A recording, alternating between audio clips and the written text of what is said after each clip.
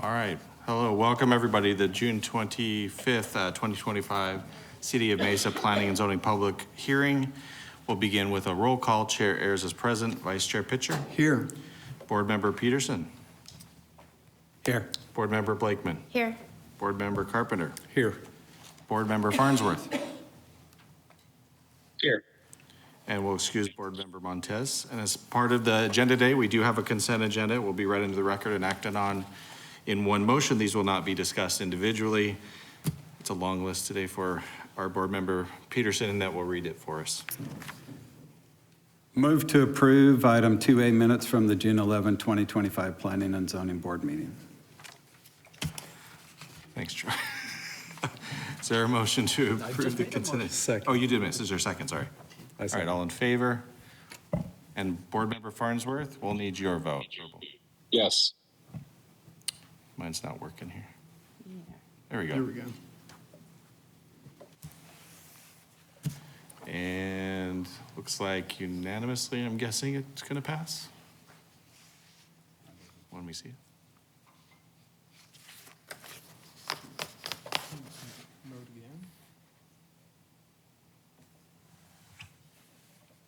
What's a meeting without a technology challenge, right? Should we just do a verbal? Yeah.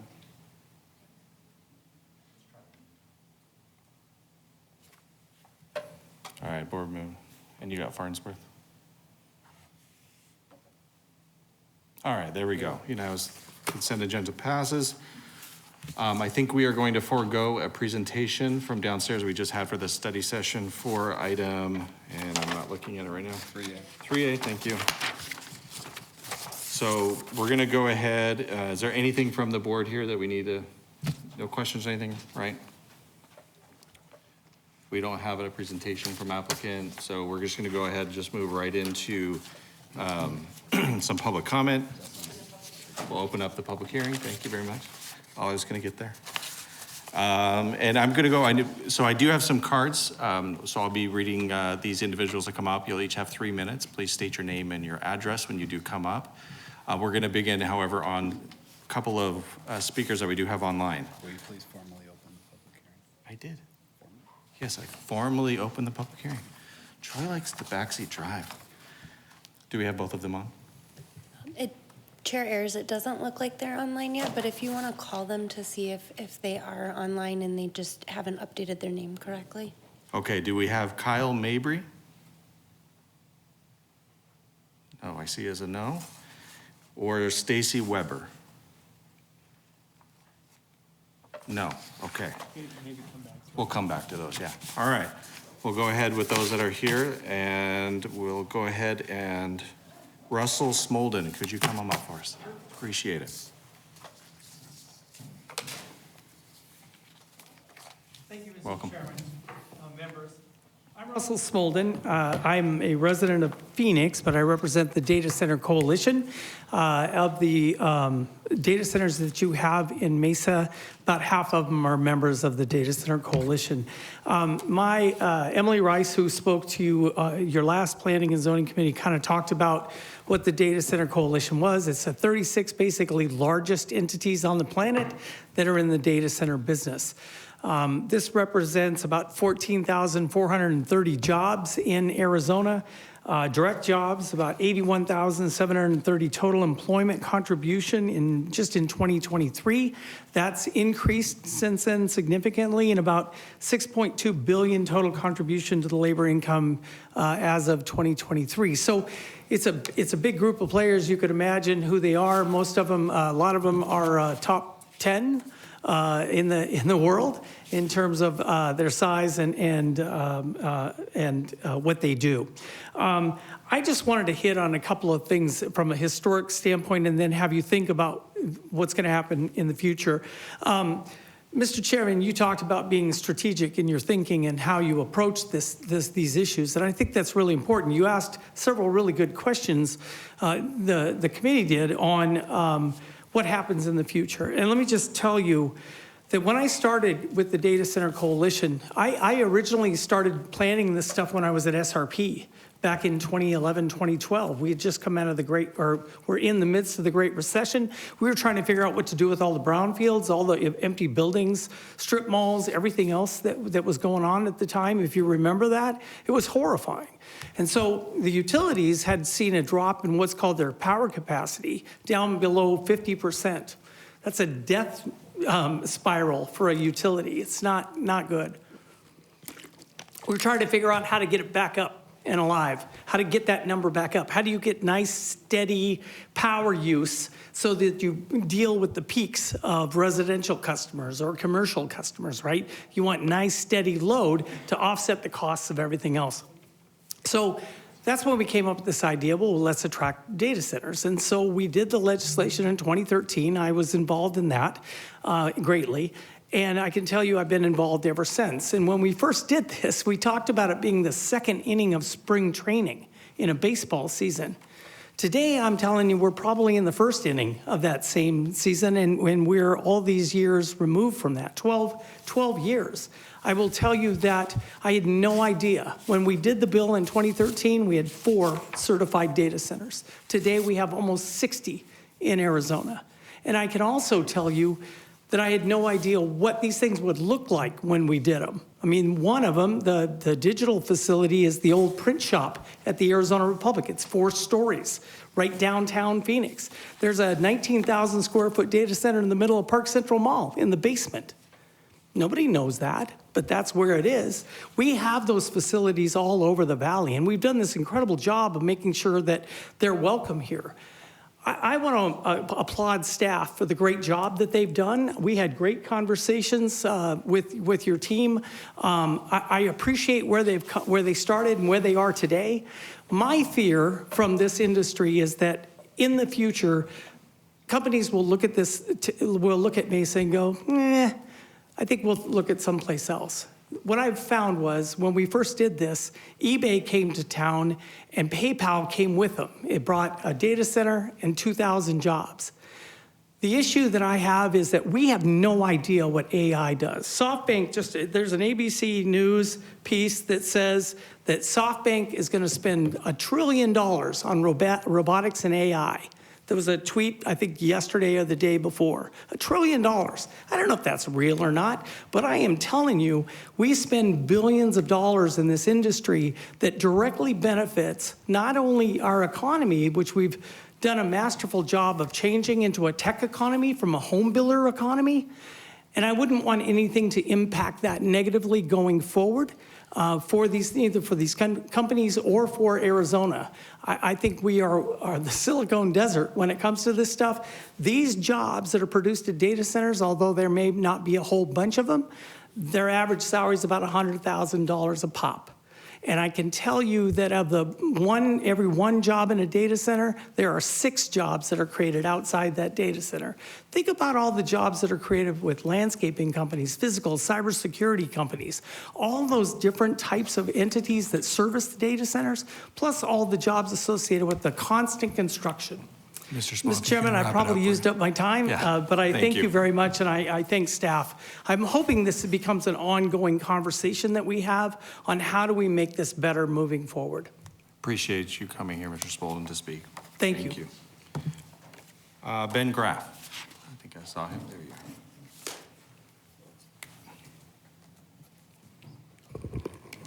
Chairman, members of the commission, my name is Ben Graff with the law firm of Quarles and Brady at 2 North Central Avenue, Phoenix, Arizona, here representing Nova Holdings, LLC.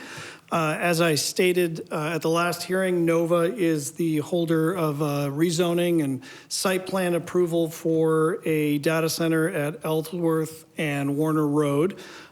We talked briefly about kind of the 3 different categories of landowners, data center developers, or data centers in existence that are impacted. My testimony today is obviously very much focused on the middle section, those that have site plan, zoning approval, but not yet shovel ready, if you will, or started construction. I am the first to reiterate some of the comments from the study session that staff and especially Rachel have been incredibly responsive. In fact, I think if I sent her an email right now, she'd respond to it. She was responding to some of our questions up to 1 p.m. today. So there's no dispute that staff has gone above and beyond to answer our questions. I do think that there are some answers we've received that the industry is correctly characterized as not happy with at this time, just because of the concerns and maybe unintended consequences or clarifications.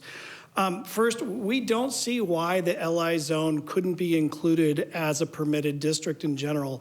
Reason being is that the ordinance does require rezoning, therefore even within LI, there would be discretion as to whether that LI property is appropriate place for a data center. That would go through Planning Commission and Council.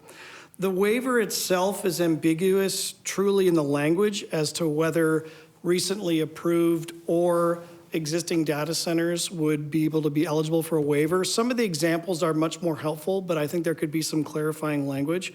We're still very concerned that the definition of rezone within the ordinance is not crystal clear. For example, adding a CUP or even a PAD to an existing LI, as our client has, does that or does that not mess up your waiver? Does that waive your waiver, for example?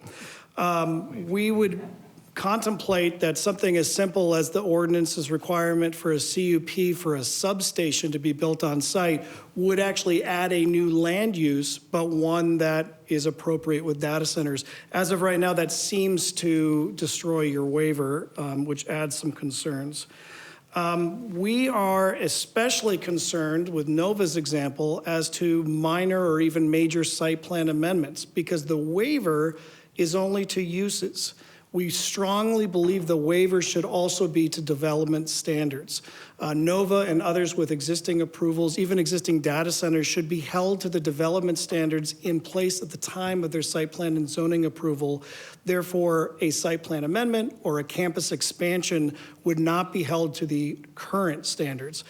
There's a lot of ambiguity there. I mean, are the new notification and neighborhood standards applicable now to expansions of existing campuses?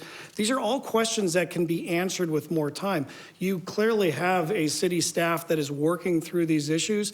I just am before you today stating that we do, in fact, need more time to review this before it goes to council. The ordinance is already better than it was moving forward.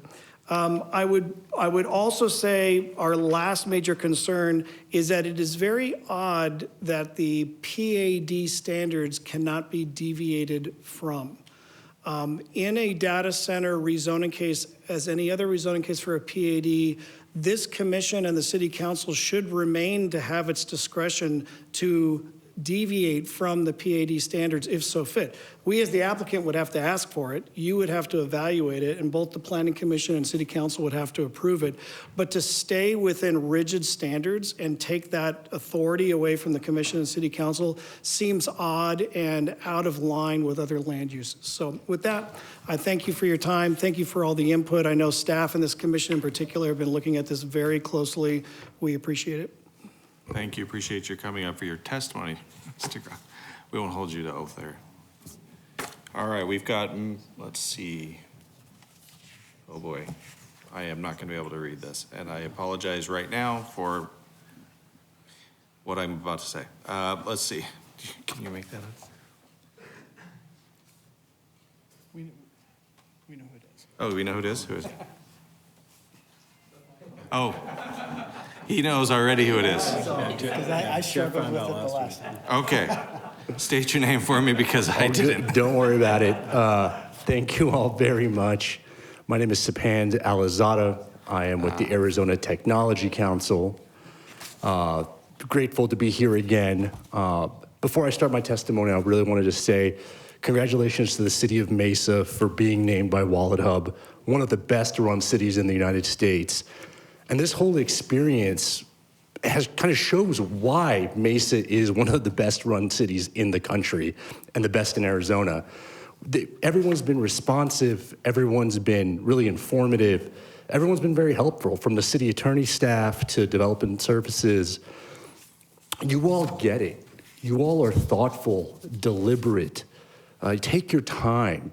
And that's what makes a city run really, really well, when it is run by when it has individuals who think that way.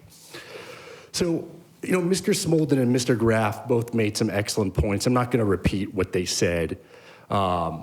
Obviously, there's economic development benefits to data centers, tax revenue, siting fees, et cetera, jobs. But once again, I'm going to repeat my story from 2 weeks ago. And today I'm not wearing my brace. Shout out to Hand Therapy Partners of Mesa. My OT doesn't want me wearing it as much, so I'm not wearing it today. But as you all know, I was in a car accident last year in Phoenix, and I nearly lost my life. City of Phoenix Fire and Medical Rescue showed up, thankfully, and helped me and took me to a facility, the nearest facility. And it's a part of Phoenix I've never been in. But that facility had all my health records ready to go. They had all my pre-existing conditions. They knew what medicines I'm allergic to, what I'm not allergic to. So these data centers, we think of them as these big box facilities that are just 2 stories or 3 stories. But these facilities are more than that. These facilities are saving lives.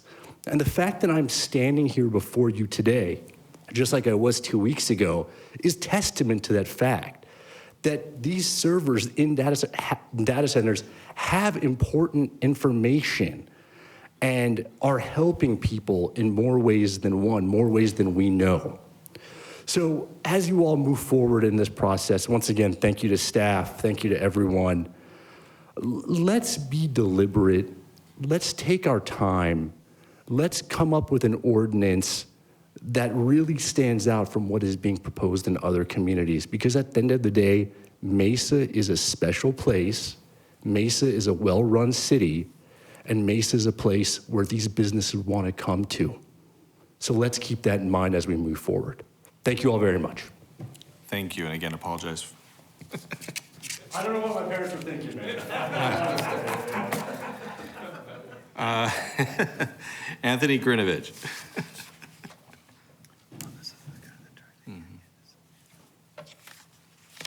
Welcome. Thank you, Board. I'm a resident of Eastmark, and I just wanted to come out because I think a lot of residents don't really have time to come out in the middle of the day. But there is a big concern about data centers in our community. You have people who feel like they're trapped in their homes because a 95-foot high data center was built 40 feet behind their house. That when they go out in their backyard to play with their kids, that's all they see. I think a lot of the neighbors have concerns about the red lines and how that'll affect our area, specifically with existing projects. So we don't have a lot of retail. I feel like a lot of the tax revenue in our area escapes to Gilbert and Queen Creek. And when you guys undertook I believe it was the retail coach, to try to attract like retail initiatives to come to Mesa, one of the concerns they cited was Mesa's aesthetics, essentially. If we don't have design standards in place, how can we hope to attract like higher quality restaurants or retail that would actually drive like sales revenue that would directly impact the revenue fund? I know we have like a lot of data centers around this plan that would kind of qualify for red lines as they stand now, but I'd hope you'd kind of consider possibly looking at the aesthetic. I understand that you can't take away like an entitlement to build, but maybe we could hold them to a re-review of design standards to ensure that our area like continues to improve, and we can bring in retail and other businesses that are compatible with a higher quality development. So, sorry for shaking. I'm very nervous with public speaking, but thank you. Yeah, no worries. We appreciate you coming in, providing some commentary. Tom Maples.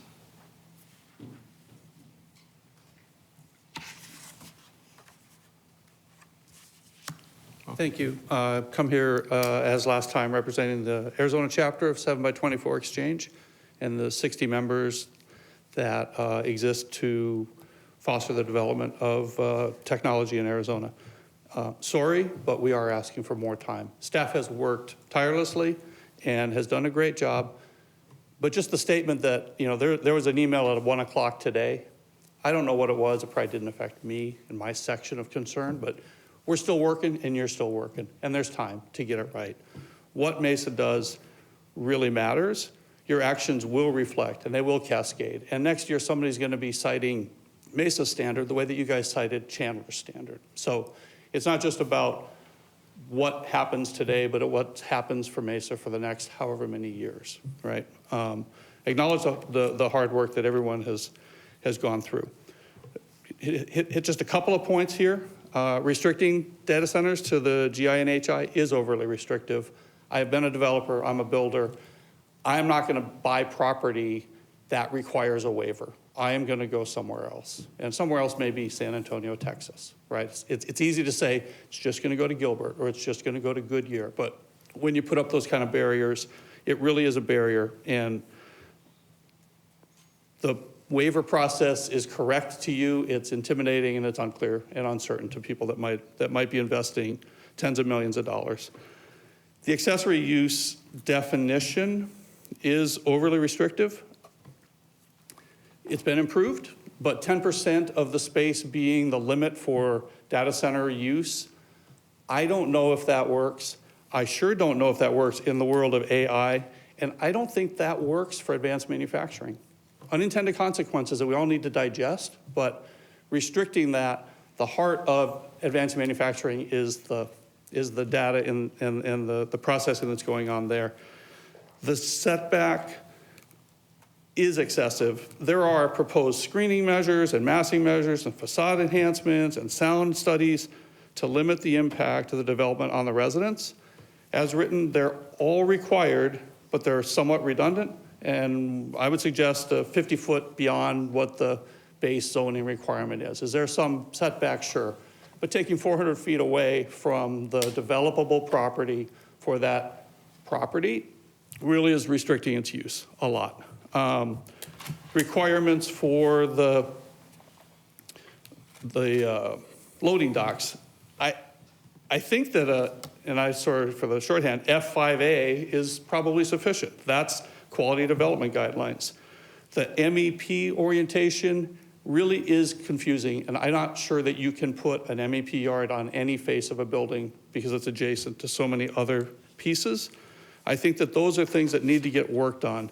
Acoustics, recent submission, because of the time frame, needs to be talked about. There are specific good suggestions that have been made that should be incorporated or should be responded to, and that comment came in after the deadline of Tuesday at noon. So I understand that may not have been responded to yet. Separation, the accessory use, the orientation, the screening of MEP should be the same as the screening of substation. Substation screening, the language got improved a lot in the last week, but MEP didn't get touched. So you're almost there. Switch metaphors. You're on the 10-yard line. It's not a touchdown yet. You've worked your butts off, but it's not done yet. Let's get it right. Thank you. Thank you, Mr. Maples. Okay, Mark, is it Baller? Bauer. Bauer. My bad.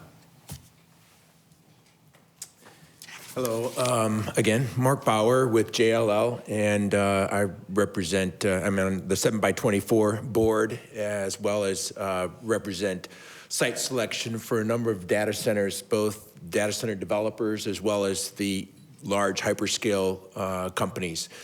We do that nationally, and I can tell you I've been very proud to be here in Phoenix and help build our data center, industry to where it is today. We talk about these data centers. I was involved, in 1999 and 2000 with 120 East Van Buren, which was mentioned earlier, the Carrier Hotel that's owned by Digital Realty. That is a property that is still today, I was just thinking about that, almost 25 years ago. It's 100% leased. The customers in there are the same customers, and they've updated the building, but that is 100% leased. If you look at some of the buildings today, many of the buildings that are being built today are being built for today's standards, and it may look different in another 10 or 20 years. As far as site selection goes, Phoenix, as well as the greater Phoenix area is, I'd like to say that, 5 years ago, people said, Mark, you watch, this is gonna be another, Virginia. And I kind of chuckled, but truly it has. We've really moved ahead with the type of companies that are here. I've got a tour this Saturday with a group, and it's a company that's, has made a commitment to put $20 billion invested in North America. We were focused on one site here in Mesa, and they've asked me now that I need to expand and go to other areas of the valley, all because of some of the unknowns of what this amendment might look like, what the City of Phoenix amendment might look like. And so again, I think I would say, taking your time to make sure it's properly messaged out there of your commitment with the data centers and open to feedback, because these data centers want to be welcome to communities. When they put billions of dollars into a community, they do not want to feel like they are the bad person. They want to be the good developer and the good operator, and that they're bringing something to the community. So a lot of others that I've been working with for many years have already made a lot of comments. So I'd like to stop there and just say, let's do it right. Mesa is a great community, and a lot of people want to be in Mesa, but recently I was shocked too with this pushback here. So thank you. Thank you, Mr. Bowers, we appreciate it. All right, just looking at, I had a couple still. I want to see if they are online. We haven't heard anything new. So Stacy Weber? No? Or Kyle Mabry? No, okay. Well, with that, we'll go ahead and invite staff to come up to respond to some of these. I guess you get to talk some more, Rachel. Yes, Chair, board members, I guess I would ask if the board had any questions based on comments from the public that I could clarify. Actually, if I could, Chair Ayers, there are a couple of things in some of the notes that I was taking. I know that the question was there about, again, giving more time to address the comments related to even the comments that we received today at 1 o'clock. I just want to reiterate that those comments that were brought up today about the waiver, the heights, the setbacks, the screening, the acoustics, the accessory uses are all comments that we heard during and after the last meeting and have been addressed by staff in terms of the recommendation that we're putting forward. So additional time, I'm not sure is really going to bias anything, because staff's recommendation is based on what the best practices are that we've seen in the area, as well as what we've seen out of the area. The other thing, in terms of the definition not being, for rezoning not being clear, that's actually defined in the zoning ordinance, what a rezoning is, in a different chapter of the ordinance. It's not part of the data center ordinance, but it is in the zoning ordinance. Is it chapter 76, I think? Is that correct? So that is defined. The waiver not being clear, what I'd like to state is that we have done the waiver process. We did it very successfully for the drive-through restaurants. It was very successful for anyone who wanted to put that waiver on their property. There's no cost associated with it. If you want to sell your property and you have that waiver on the property, then that waiver goes with the land as you sell it. It doesn't go with the owner, it goes with the property. So that waiver actually gives assurance to someone who comes in who wants to buy that land that they're still able to do that.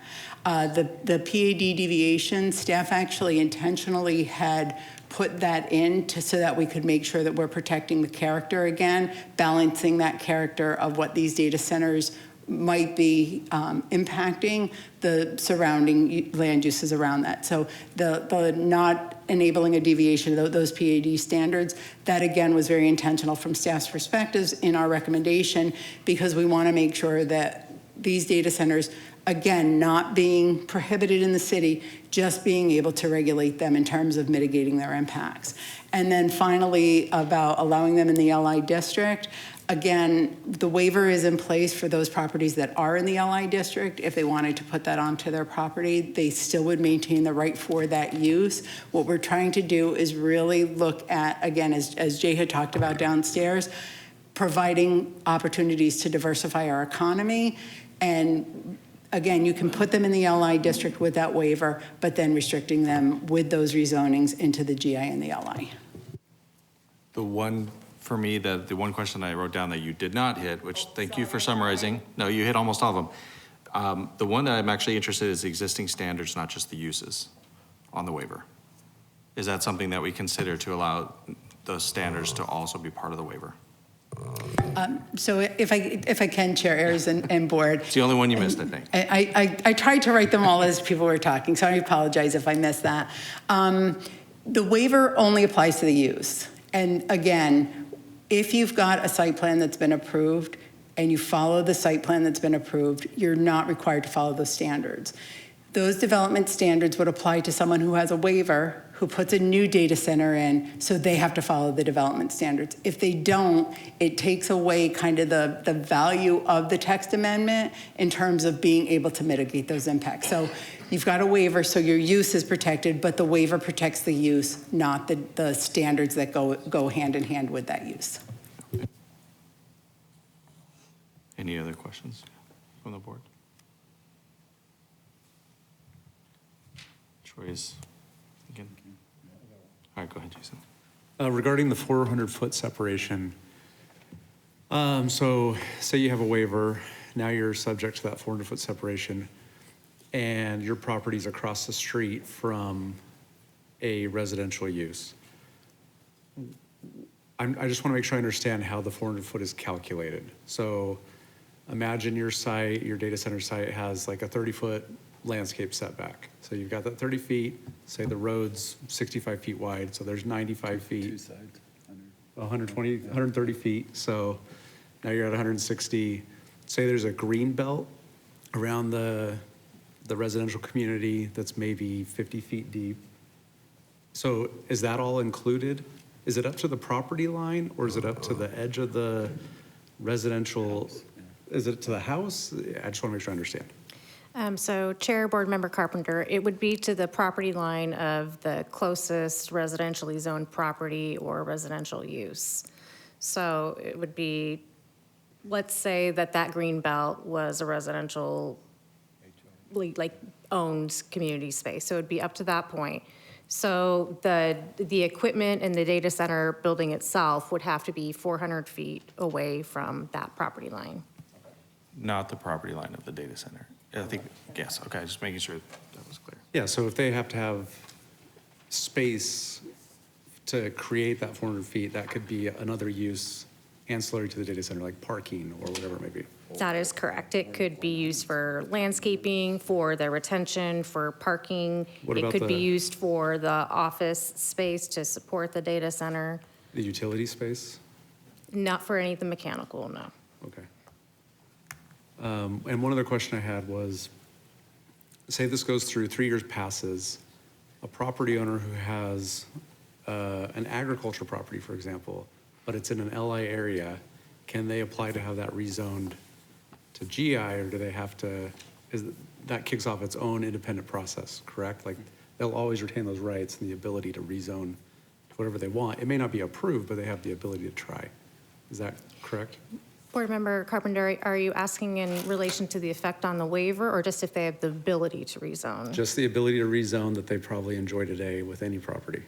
Properties all have the ability to seek a rezone. Okay. That was yours? Okay, anything over here? No. Board Member Farnsworth, any questions for you? Take that as- No, I think we've had a good discussion. Thank you. There we go. All right, nothing. With that, all right, thank you, Rachel, appreciate it. I will go ahead and close the public comments part of the meeting here and then open that up to conversation for the board. Happy to have a conversation if anybody would like to make a motion. Anybody brave enough? I mean, I'll start into it. So I think a couple things.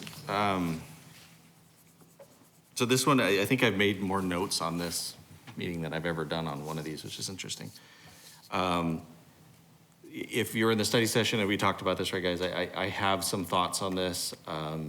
I really wish that, I feel this is a little reactionary versus kind of looking forward, personally. It's just my thinking. And I think that, however, with that being said, let me start in. I also recognize the concerns that we've seen with the speed of this effort that has moved forward. I understand that. I've gotten quite a few emails, letters, phone calls about that. However, at the end of the day, I think what this is doing is this is echoing kind of the public commentary, the wishes of the constituents that are here for the most part. And I think that's something that's really important for us to consider. I will applaud staff. They've spent a lot, especially Rachel, I think has spent a lot of time on this, working through a lot of the comments, a lot of the, adjusting what was kind of proposed as far as these changes to the ordinance. So that is kind of where I'm landing on this a little bit. I do wish that as a municipality that we did think maybe a little bit differently about this, because I do believe, you know, one of the interesting comments I heard earlier, you know, and I apologize, I don't remember who it was, but talked about we don't know how buildings are going to be. Well, I 100% guarantee they're going to be not what we're thinking in any way, shape, or form. And we've talked about, I've had conversations about the future of this from as a use. I mean, this is not going to go away. It's actually going to exponentially increase. We're going to need more and more of these facilities. The impact to the growth from an advanced manufacturing perspective, I think, is incredibly critical.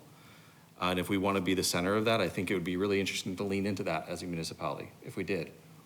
But the reality is a lot of the constituents here don't want to do that.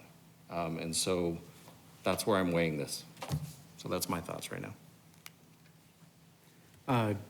I agree. I think we do want to be in the center of this. We want to be able to reap the benefits. I also like that this puts in protections for existing residential uses.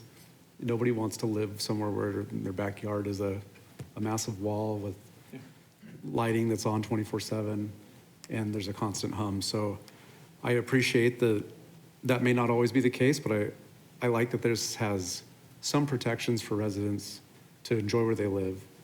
And it doesn't chase away the data centers.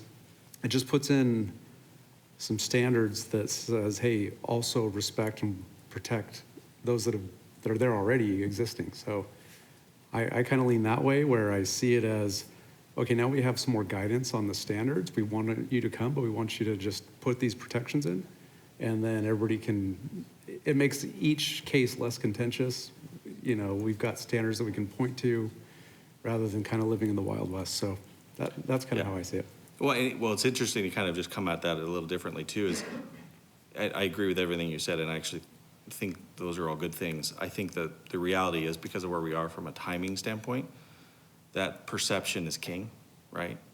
And there's the development. A lot of the developers and everybody that works in this industry knows it's going to go to the path of least resistance. And if there's a perception that it's not seen as right.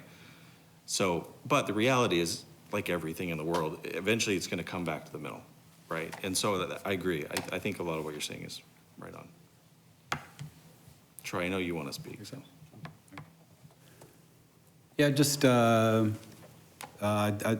think and appreciate all of us are being very thoughtful in this process and balancing. I mean, all of us are residents of the city of Mesa, and all of us have professional experience in dealing with the development side of things as well. And so I guess that's why we're here on the board. But yeah, being probably the old guy on the board, over the years seeing different reactions to different land uses as they've come, this feels appropriate, and I think I'm good to proceed with a recommendation on this. And I think if there's any legal clarifications on the waivers or other things that staff has heard, that they'll continue to refine those as it works its way to city council. Anything on this? Go ahead, Jamie. So I certainly think that it seems as though a lot of progress has been made here, and I think every single person who spoke today seemed to acknowledge that. So certainly kudos to the city of Mesa and to all of you who's chimed in on that. I think that's what we're really looking for. I always find the win is when the city's winning and also development's winning as well. I think that's the perfect harmony when both are in that winning situation. The one thing I would say is folks are still saying that they're there, they're 90% there. We're throwing some numbers there, but it seems as though it's come a long way. They're pretty happy, but there's a few more things to work through. And I know just even from 2 weeks ago, that changes obviously got made. Things were put before us today that we're still kind of seeing, although not for the first time, but still within days, right? We're still seeing them within days, and that's a lot of, I don't know all the repercussions of all these moving parts and pieces. I'm not sure. It seems as though folks have expressed that they themselves don't understand all the parts and pieces and how they fit together, asking for a little bit more time. I think my only question at this point in time is, is the timing. Like, why can't we take it to the next step and give it a little more time? Or is that something we plan to do between now and city council to work through it? Folks, seems as though a lot of folks are here, for the most part, pretty satisfied, but feeling like there's a few more steps that haven't quite gotten there. I guess I feel that way, regardless of, I think maybe Mesa feels like they've answered, but I would love for folks on the other end to feel the same way, and that's the full win. And Board Member Blakeman, I don't want to cut you off in your thoughts. I just want to acknowledge that Board Member Montez has now signed in, so we wanted to get that on the record. I didn't want to cut you off, I apologize, No. but I needed to get that on the record. No, I'm done. Okay. I think that was it. That's all I have to say. That's the proverbial hook, right? No. I'm kidding. Did you want to? No, my concern is similar in the sense that, I hear a lot of statements like this. There's some more clarification that needs to happen. That's confusing. It's not clear again. There's some comments that were made about some specific changes that would have to be made. I know that the director says that a lot of these are repeat comments, that things have been made. I don't know that. But if it does get kicked up to the city council, I would hope that these issues that seem to be still coming up are addressed by the city council and staff to maybe there's some merits in some of these things that need to be changed. So, I'm landing where, we've heard a lot of the concerns from the residents. I think there's a need, and I don't think anybody in here says that there's not a need, that an ordinance needs to happen. It's just, I think, landing on the language. So, my suggestion is that if it does go up to council, that there is some additional consideration about some clarifications that need to be made, and that time is given for those clarifications to happen. Sorry, I know I'm going again, but I know we heard a lot of folks today, but then I printed out what was actually spoken to, and I may not have spent as much time as Rachel has on this. I'm certain I haven't, but even within this, and I could point out that there are letters and folks that say that they would request more time representing different groups and organizations, individuals, folks that I saw letters, and I didn't see a response to it, but doesn't mean there hasn't been one. But I guess I saw a letter a certain date, and I was kind of looking like what resolved out of this. So I just want to point that there's still other folks as well, in addition to me, I say represented in the packets we were given, kind of expressing the same things. Thank you. Anything else? Board Member Farnsworth or Board Member Montez, did you guys have anything at all? I'll just share maybe a couple comments, one for the record, maybe two for consideration. I know there's some concerns about conflict of interest, and just want to maybe state for the record that my employer, Mortenson, and their property in this adjacency called Pursuit Park, though it was originally marketed towards data center users, which would potentially be affected by this action that we're considering today. It's actually been repositioned now, and I can't speak to all the details due to confidentialities, but we have actually repositioned it more as a user for advanced manufacturing. And so just want to clarify that for the record. And then secondarily, on the clarification side for the record, personally, my specific business interests within Mortenson have nothing to do with data centers. They're actually in other sectors. So again, just stating that for the record. But two, the things that I guess I'm maybe still a little bit mindful of or concerned about is I appreciate some of the comments relating to, why do we need to write a completely different text as opposed to just modify the existing LI language. I think there's some worthiness to consider that a little bit further. I'm personally that type of person that likes to just clarify existing language as opposed to reintroduce all new or wholly new cloth. And then the second thing that I'm mindful of, I think it was Mr. Maples that made the comment, is relating to the future of AI. Certainly, Chair Ayers, you were right in what you said. We don't know what that future looks like. I think the one thing we do know about AI already, as it comes to the constructability and then the actual implementation, is adjacency is king. And so I think that the comment about the 10% in advanced manufacturing potentially not being enough of a allocation of space to data center usage, again, we don't know what the future of AI holds. And so I just want to echo that comment that maybe that 10% is potentially not enough. And maybe there is some mindfulness for us to consider, the future and how are we framing language to be broad enough and expansive enough to be able to embrace that future that we don't know, as opposed to looking back to a past that is rapidly becoming obsolete. Thank you. Thank you. Anything, Board Member Montes? First of all, so sorry that I'm late. My plane was delayed, and so just getting on. So, just for somebody who lives in the area of where our data centers are popping up, I just really want to make sure that we consider that there's good balance out there. I'm on a lot of the Facebook groups and stuff in here, so really just to understand that there's a good balance in the neighborhood, someone who's invested in the neighborhood, and making sure that there's balance and that we do watch for that. And I know that we have approved quite a bit, but the data centers do take our building quite faster than the other parts, and so it may look like it's not balanced. So that's all I wanted to say for the record, to make sure that the neighborhood is balanced with other things that belong in a neighborhood and not just data centers. Thank you, Board Member Montes. Appreciate that. Is there anything else? Troy, Jason, you guys are good? Okay. Well, I'm just gonna go ahead and make a motion here.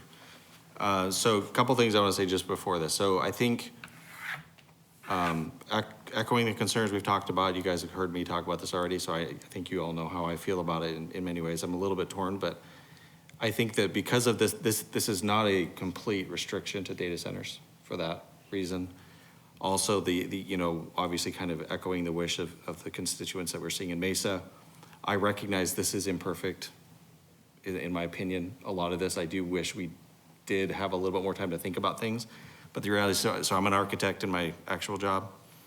And if, design is something I could design to infinity and beyond doing stuff. I mean, anybody that's involved in this industry, if you let us go forever, we will just keep designing, right? So it's the nature of it. So the reality is, I don't know if more time's really going to get us further along. I think we have a pretty good feeling of where most people will land on the issue.